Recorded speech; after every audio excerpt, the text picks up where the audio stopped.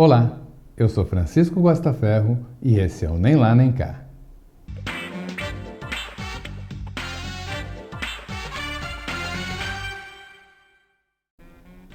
Democracia. Muito se debate nas redes sociais sobre a democracia. Muito se fala em nome da democracia. E muitas vezes, em nome da democracia, se pregam ações antidemocráticas. Então, vamos entender o que é essa tal de democracia.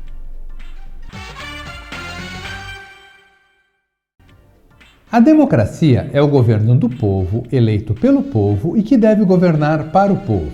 Também é um sistema político em que os cidadãos elegem seus dirigentes por meio de eleições periódicas. A democracia nasce na Grécia Antiga, na sua forma mais básica, chamada de democracia direta.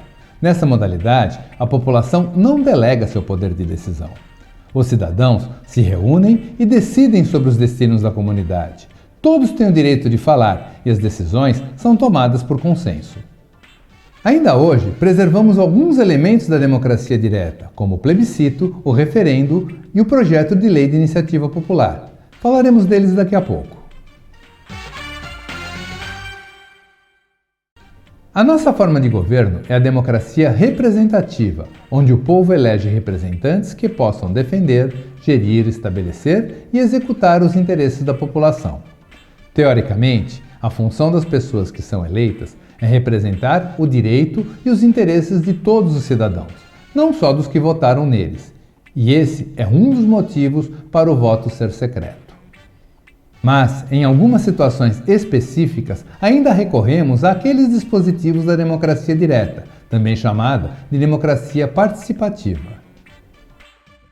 O plebiscito é utilizado para consultar a população, por meio do voto, sobre temas polêmicos ou relevantes para a sociedade. Foi usado em 1993 para decidirmos se queríamos ser governados por uma república ou por uma monarquia e se gostaríamos de um regime presidencialista ou parlamentarista. A república presidencialista ganhou a maioria dos votos. O referendo é um instrumento que pede aos cidadãos que decidam, por meio do voto, sobre aceitar ou rejeitar um projeto de lei proposto e aprovado pelo Congresso Nacional. Embora previsto, nunca foi usado no Brasil desde a promulgação da Constituição de 1988.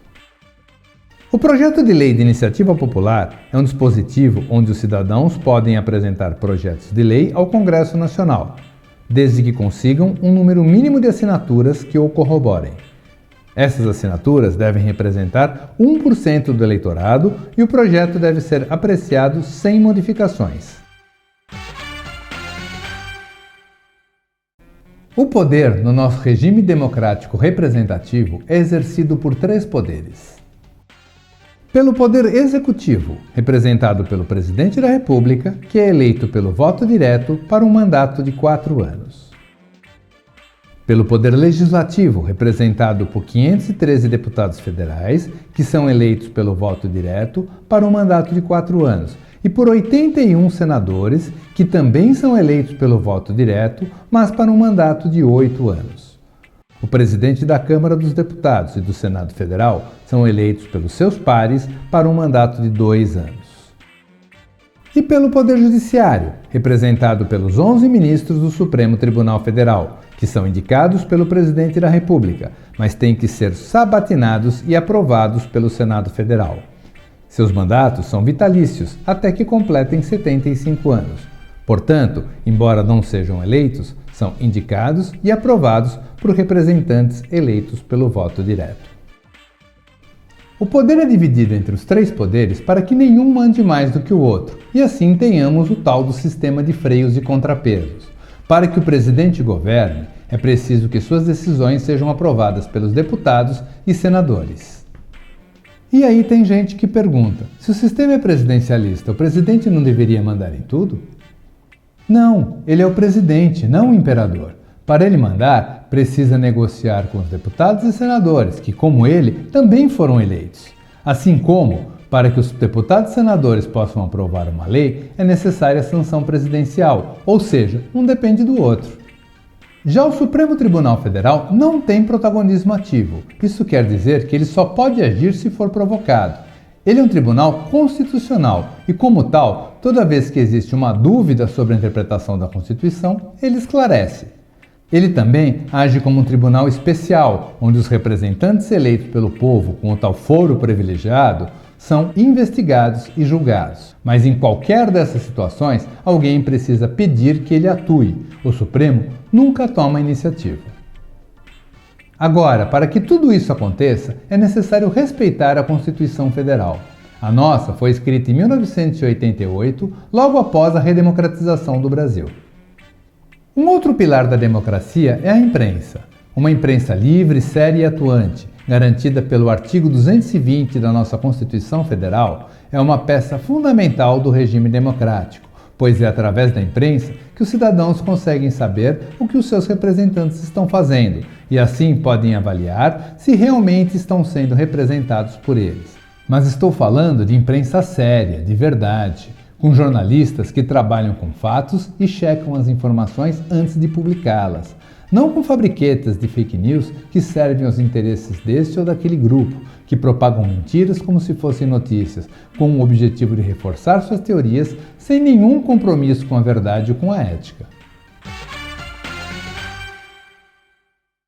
Portanto, as instituições que garantem a nossa democracia são a Constituição Federal, que é a regra do jogo democrático, o Poder Executivo, exercido por um Presidente da República democraticamente eleito para um mandato de 4 anos, o Poder Legislativo, exercido pelo Congresso Nacional, composto por 513 deputados federais e 81 senadores, que também foram eleitos democraticamente, como Presidente da República. O Poder Judiciário, exercido pelo Supremo Tribunal Federal, composto por 11 ministros, indicados pelo Presidente da República e aprovados pelo Senado Federal, ou seja, indicados e aprovados por representantes eleitos democraticamente. É uma imprensa livre, séria e atuante, responsável por fiscalizar, investigar, apurar e informar ao país tudo o que os nossos representantes eleitos democraticamente andam fazendo, para que possamos decidir se continuarão merecedores do nosso voto nas próximas eleições. Então, para que você possa falar em nome da democracia, primeiro você precisa entender a função e defender os seus 5 pilares: Constituição Federal, Presidência da República, Congresso Nacional, Supremo Tribunal Federal e uma imprensa livre, séria e atuante.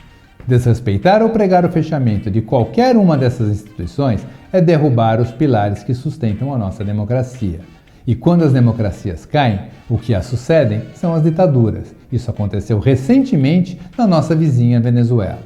Portanto, agora que você já tem a informação, é bom manter os pilares da nossa democracia bem fortes para que esses ventos não soprem de novo por aqui.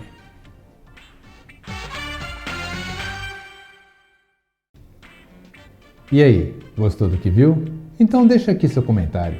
Aproveite e assine o canal, ative as notificações, curta o vídeo e compartilhe com quem vale a pena. Nos vemos no próximo vídeo.